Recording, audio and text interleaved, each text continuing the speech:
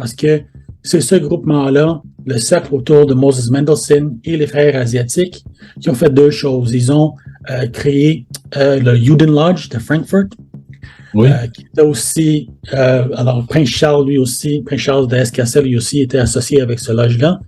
Et c'est ce deux loges-là que Edward Bulwer-Lytton était associé, et puis c'est lui vraiment qui devient la figure centrale de l'occult revival du 19e siècle, et qui a vraiment tout commencé sur toute cette affaire-là.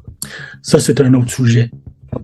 Je pense que c'est important que quand on regarde l'association entre, disons, les sabbatéens et les franquistes, c'est toujours avec certaines familles aristocratiques qui ont un héritage assez important qui recule jusqu'aux croisades. Parce que aussi, quand on regarde, qu'est-ce qui a l'air qu'être le fait, c'est que toutes ces familles-là se rejoignent en personne de Guillaume de Gelon, qui était très célébré dans les chansons de geste. Et puis, apparemment, il était le fils de Rabbin Makir, qui est venu de Babylone. Apparemment parce qu'en Babylone, il y avait je ne sais pas comment dire en français encore, des exilats comme des dirigeants de la communauté juive.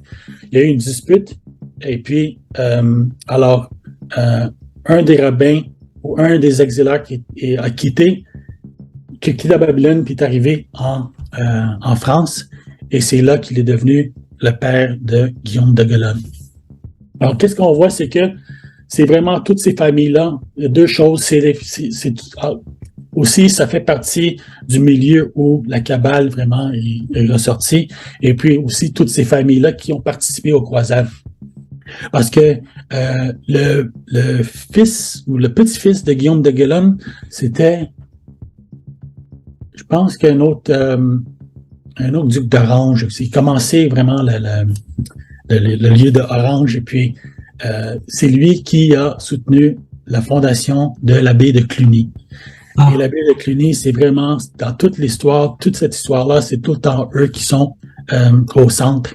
C'est eux vraiment qui ont soutenu le développement de toutes les comme le trajet de chrétienté qui est survécu en Espagne, qui est évolué dans tous les ordres des Templiers, comme l'ordre de Santiago, l'ordre du Christ et tout ça. Et puis, alors, la personne peut-être la plus importante, c'est Rashi. Rashi, c'est un acronyme. C'est un des savants juifs peut-être le plus important du Moyen-Âge. Et lui était basé à Troyes, en Champagne.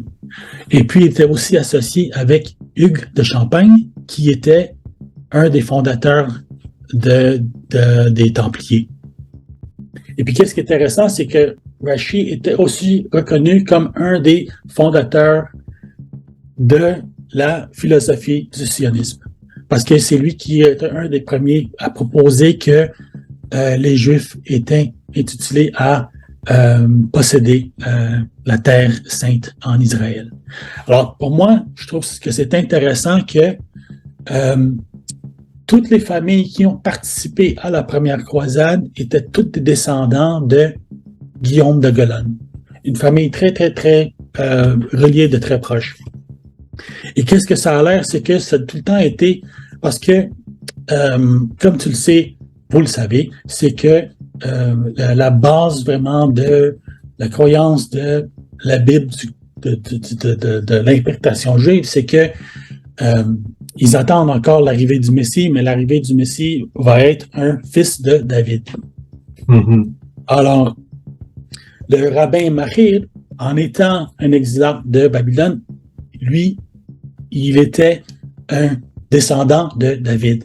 Et c'est comme ça que cet héritage est infiltré dans les familles européennes qui, après ce point-là, parce que qu'est-ce qui est important, c'est qu'après qu'ils ont conquis Jérusalem, la première chose qu'ils ont fait, c'est qu'ils ont établi le royaume de Jérusalem. Mm-hmm. Et puis, c'est tous leurs descendants pendant les années, parce que même après qu'ils ont perdu Jérusalem aux musulmans, ils ont continué à approprier le titre de roi de Jérusalem.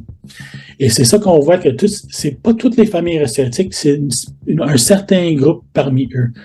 C'est eux qui ont fait partie à la guerre des Roses. C'est aussi eux qui ont fondé l'Ordre de Christ, qui ont participé avec les Templiers, participé à l'Ordre de Saint-Georges. Il y a aussi Godfrey Bouillon.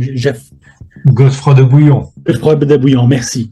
Parce que lui aussi, il était supposément le fils de le chevalier du cygne aussi. Hein. C'est comme ça que toutes ces histoires-là sont liées. Alors, en même temps, qu'est-ce qui arrive, c'est que ces mêmes familles-là qui sont parties dans les croisades sont aussi parties de le réseau qui a créé les légendes du sang Graal. Mm-hmm. Il y a vraiment un certain groupe, ce sont certaines familles. En particulier, il y a Henri de Blois, qui est lié d'une fois du côté français, mais aussi les Plantagenets et aussi les Plantagenets, c'est un côté très important. Et puis, la fille de Éléonore d'Aquitaine était Marie de France. Elle aussi était la patronne de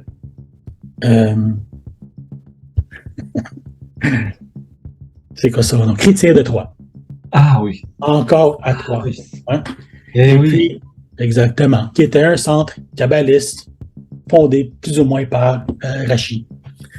Parce que au même Chrétien de Troyes, c'est lui, c'est qui réclame que le Graal a été révélé par un certain Flegetanis qui était un kabbaliste